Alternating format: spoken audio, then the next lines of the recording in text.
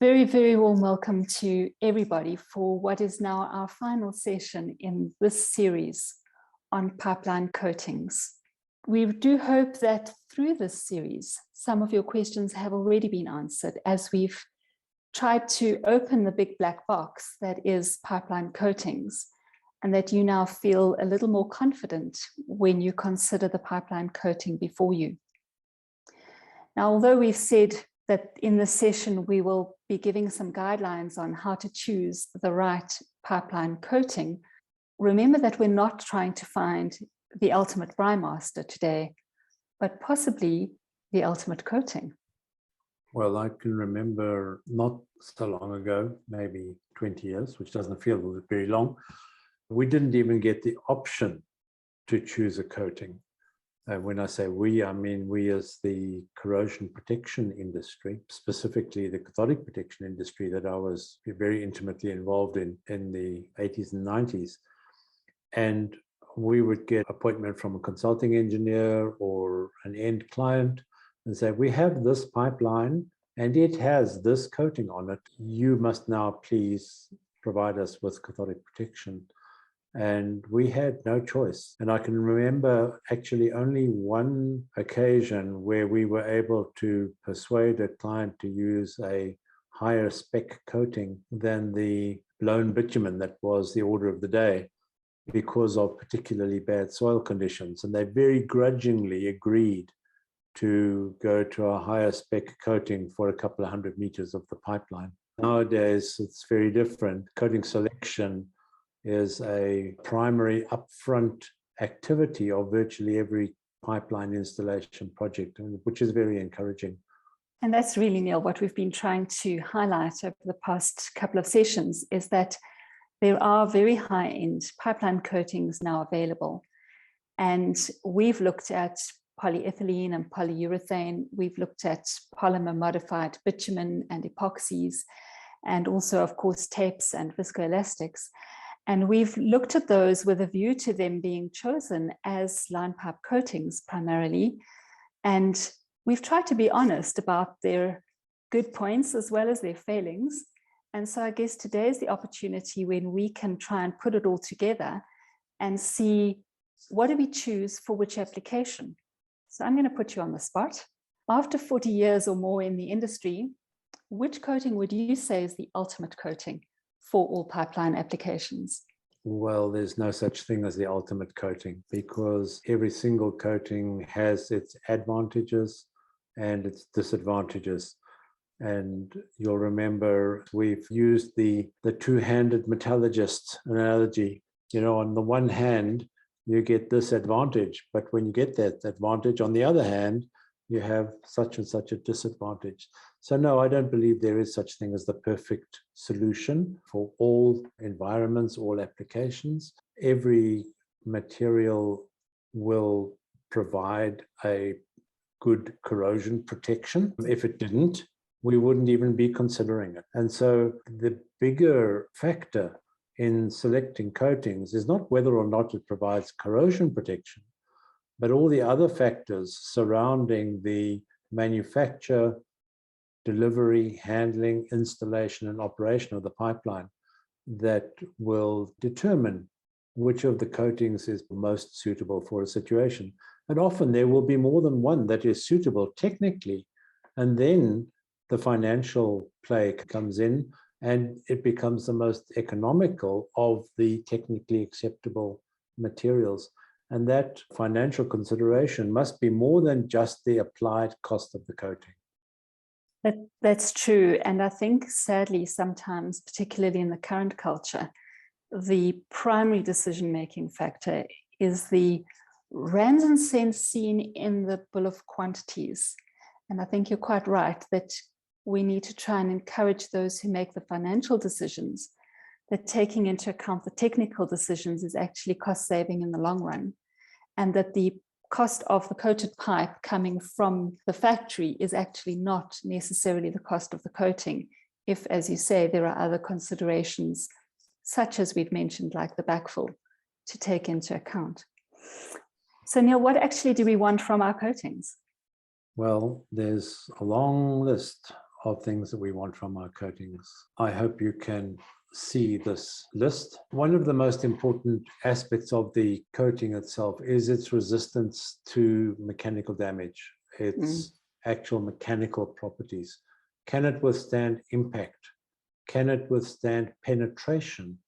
Because under backfilling conditions, you may have a dead load on the pipe in the form of perhaps a stray rock that has fallen into the trench, or during transport, it may be transported on narrow skids instead of on a distributed load. So the mechanical aspect of it is very important. You've got to pick the pipe up and put it in the trench.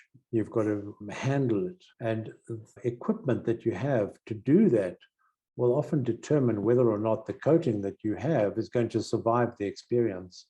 From an electrochemical point of view, we need to know that the coating is compatible with cathodic protection if we are going to have cathodic protection on the pipeline. And most pipelines have cathodic protection on them. In fact, in America, it is mandatory for hazardous pipelines to be cathodically protected. We don't have that mandate in South Africa directly, but it is there in terms of other legislation like the National Environmental Management Act and so on, which puts the onus on the operator to make sure that their infrastructure is not going to cause any damage. Associated with that is the aspect of cathodic shielding. If you do get an issue with the coating, will you get corrosion underneath the coating in spite of having cathodic protection?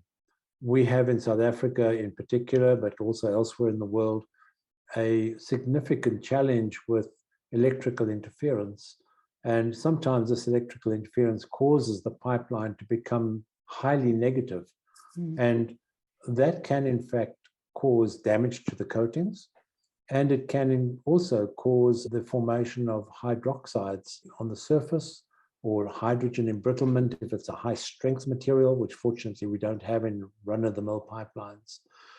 And that's that comment there about stress corrosion cracking. You've got to make sure that the coating sticks to the pipe. It doesn't help if it's a loose sleeve.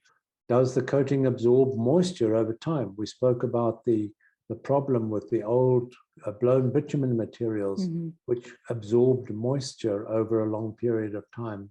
How much current do you need for cathodic protection? And here's our two-handed metallurgist again. The less current you need for cathodic protection, the better, because of high insulation value, but then you have greater AC mitigation requirements. Which can be even more expensive. And we've seen that in recent years, that the AC mitigation costs on a pipeline installation have in fact been greater than cathodic protection costs. We have a proliferation of new contractors in the workspace. And sometimes those contractors don't have the years and decades of experience associated with the installation of pipelines. And so we find that the coatings that require a high level of technology for repair in the field become a challenge. And there, for example, is a situation where tapes are predominantly used because they are relatively simple. Can the material be repaired? Some of these materials are very difficult to repair in the field. And is it available? No point in specifying a 3-layer polyethylene coating on a 3-meter diameter pipe when the pipe mills can only coat a pipe with 3LPE up to 800 millimeters. That's just a couple of hypothetical numbers. So one has to be aware of what is available from the suppliers of pipe. Otherwise, again, we land up with the situation that you specify something that's not available, and then you either get a second-rate job or it is imported at great cost. Those are really good to take into consideration. But perhaps the first starting point is, well, what is the pipeline route really looking like? Where is your pipe going to be laid? Because I think if you've got that as a starting point picture in your mind, you can then also start to take all of these other considerations and pack them into the discussion to make sure that you choose an appropriate coating. That's very true. And some of the professional service inquiries that come out from end users actually have a route survey built into the coating selection report. So it is incumbent on whoever is handling the project to go and evaluate the route with regard to the suitability of coatings, not only from an actual soils point of view. Here you can see a picture of a very benign environment that the pipe is going to be installed in. It's fine-grained, soft sand or soil in this case, and it's not going to cause any problems at all. Every coating would be perfect there. Yeah, and the problem is that unfortunately our terrain is such that you very rarely find that this sort of condition continues along any length of pipe. And here you can see just round the corner from the previous picture, this is what comes out of the trench. And this is certainly not a suitable run of trench material for just throwing back on top of a pipeline if you have one of the coatings that is more susceptible to mechanical damage. One of the softer coatings, yes. And of course, one of the challenges is we also have variations, not only in types of soil, but also in locations. So sometimes low-lying, waterlogged, high-lying, obviously or rocky. This is a good example of that. This is going through the wilds of Mozambique. There you've got pretty innocuous dry sand, and in the middle, a saturated clay riverbed where the pipeline will actually be underwater. And of course, if it isn't underwater, that being a clay will dry and cause tremendous stress on the coating. Clay and soil stress are synonymous, and having seen some of the results of the effects of clay and water on both bituminous coatings and tape wrapping, it's scary. You would think that some sort of gremlin had climbed in there and ripped the material apart with his bare hands. Yes, you've got a lovely photograph there when you get these very rocky environments as well. Yeah, so this particular slide is a picture of what you find underground, because on the surface, everything was fine-grained, and then there was this band of ferruginous ironstone at pipe depth. So you can't always just believe what you see on the surface. And for that reason, the geological surveys that are done on pipelines in terms of characterizing the soils are extremely important in terms of selecting your final coating material. Indeed. And of course, we also need to take into account that with any water pipeline in particular, you're going to have to also get into the pipe trench to do your field joints at the bell hole. So here's an example of the bell hole in the rock, which just shows the variation in the soil again. And in this instance, I see we've got some bedding material already in the trench and a lovely rock fall at the back. So the best will in the world, it's not going on to the greatest space. You know, our pipe's not going to be laid into the best pristine conditions. As it happens, this particular installation situation was not a water pipeline, but that doesn't matter. But this gives you an idea of the sort of stresses that the pipeline will be subjected to during laying.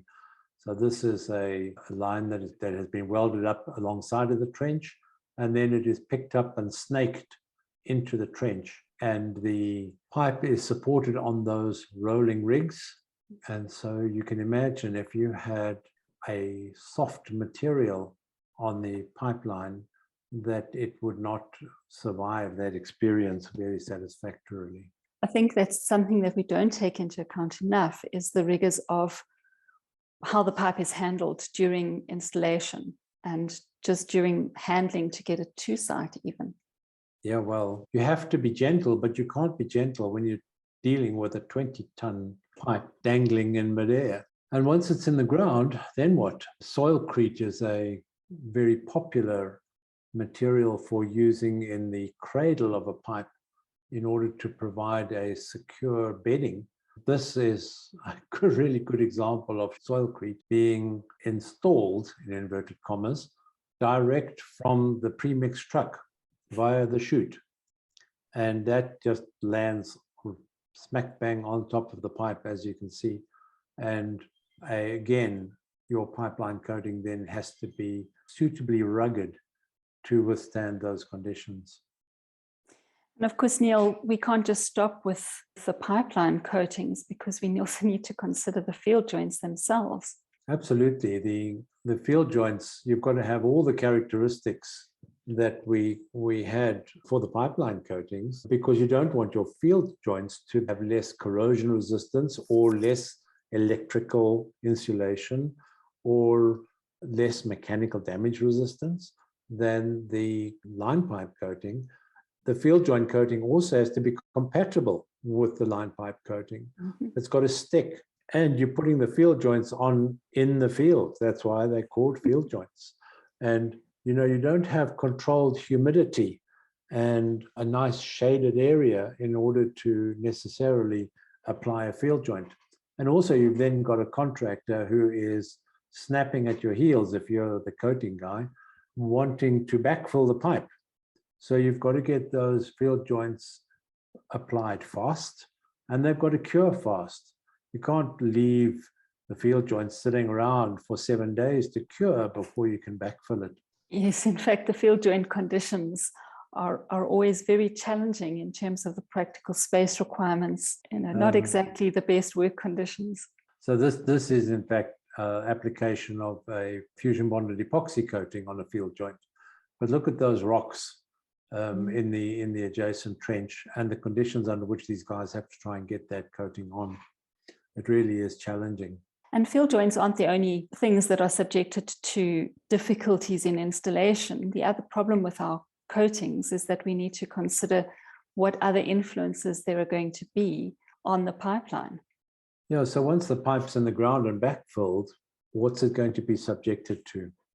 And we've seen the effect of moisture, of variations in soil conditions that give rise to long cell action and differential aeration and all that sort of good stuff. But there are two particular influences that are critical for these pipelines that are well insulated. Firstly, we have the straight current interference from DC traction systems. And the challenge here is that, as you can see, that's a fairly small load compared to one of these big mineral trains that come from the Northern Cape. And you get a fraction of that current flowing through the pipe. Where it discharges from the pipe at defects, mechanical damage, then you land up with horrendous corrosion. And we also then have the challenges associated with AC power lines.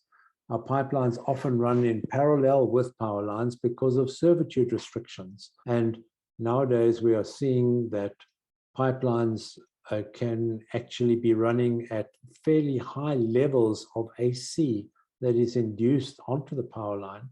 It can cause actual corrosion at defects, but far more important in many ways is the electrical shock hazard. And I've had a number of situations where colleagues of mine have been knocked senseless by electrical shocks working on a pipeline during construction. And that's not something we give enough due consideration to. Now, Neil, it would be quite nice to start to get specific about the coatings that we have discussed. And there are a couple of questions that have come in that are very specific related to particular coating materials. Just related to the AC conditions, would you say that it would be appropriate to select perhaps a polymer modified bitumen as being slightly more porous to the electric current than perhaps one of the polyethylene coatings? Certainly, the coatings that have lower electrical specific resistance, like, for example, the bitumen materials, will require less AC mitigation than the polyethylene coatings. And whether it's 3-layer polyethylene, 2-layer polyethylene, polyethylene tape wrap, or even polyurethane, they all have very, very similar electrical resistance characteristics. So there is a significant advantage in going for a material that requires perhaps slightly higher levels of cathodic protection, but considerably less in the way of AC mitigation. But each one has to be evaluated on its own merits. Certainly. A question that was raised actually while we were discussing the special bedding requirements for PMB, the polymer modified bitumen, and the tape wrapping. The question that's been raised is, do polyurethane coatings have particularly stringent bedding requirements?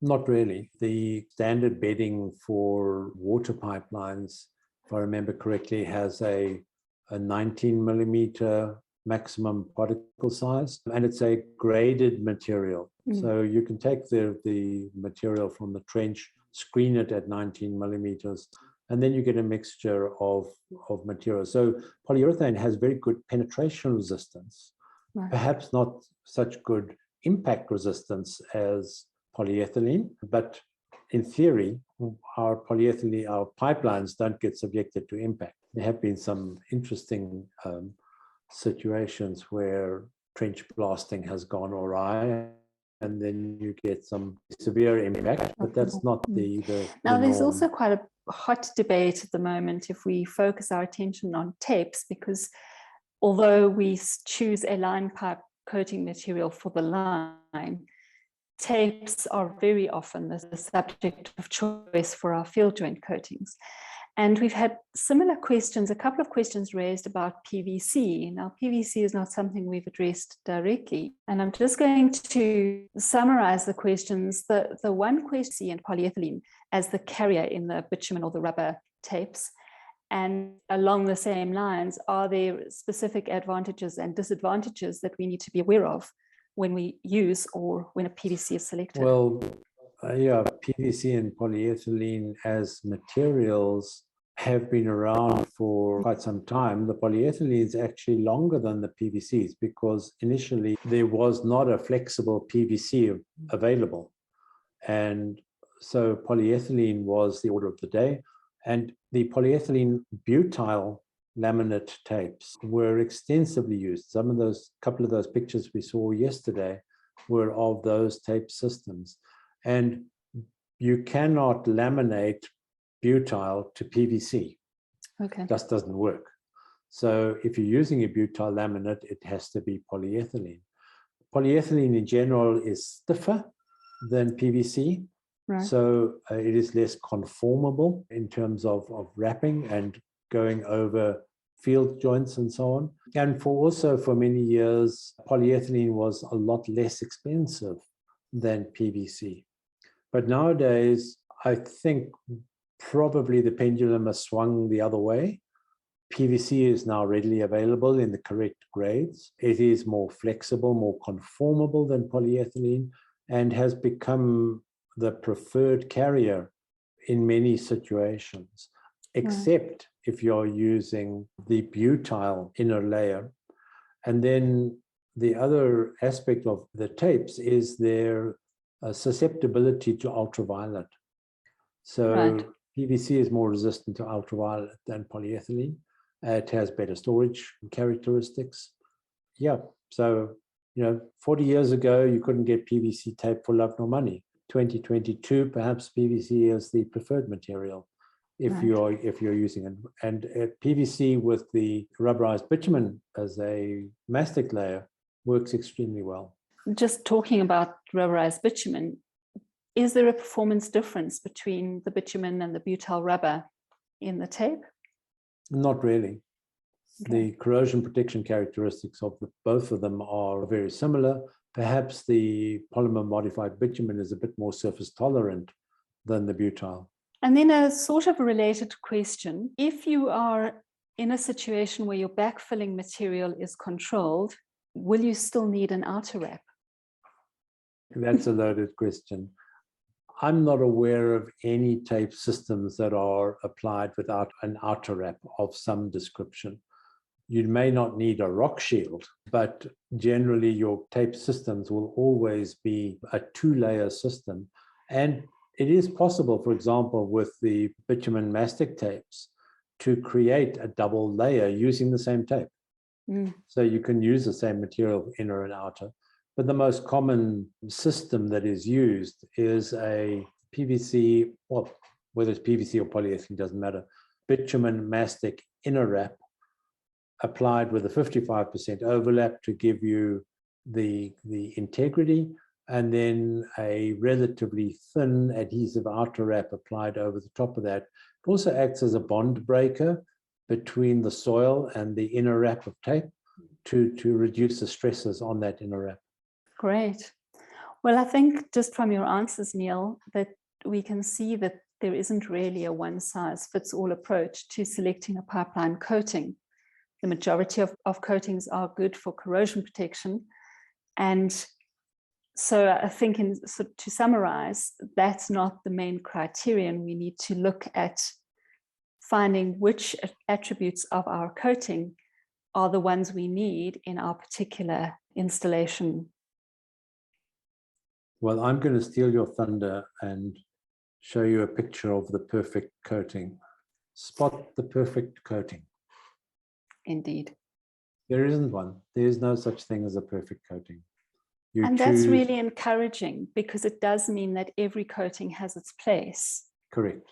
And we need to be wise in making those decisions and not just look at the bottom line of the cost of the tape in the factory. Indeed. So just to summarize our selection of the ultimate coating, I'm going to now push you and say, what are the top 3 considerations that you think are important when we're choosing our coating? Well, I would say that the most important aspect is the soil conditions that you're going to be installing the pipe in. The second one is electrical interference that is anticipated, whether it is AC or DC. And the third one is ensuring that you have the appropriate backfill for the coating that you select.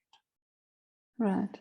And I think with those 3 criteria, your soil conditions, whether or not there's electrical interference, and your pipe laying and backfilling strategy, those will go a long way to helping you to choose the most appropriate, and there isn't a best, but the most appropriate coating for your particular installation.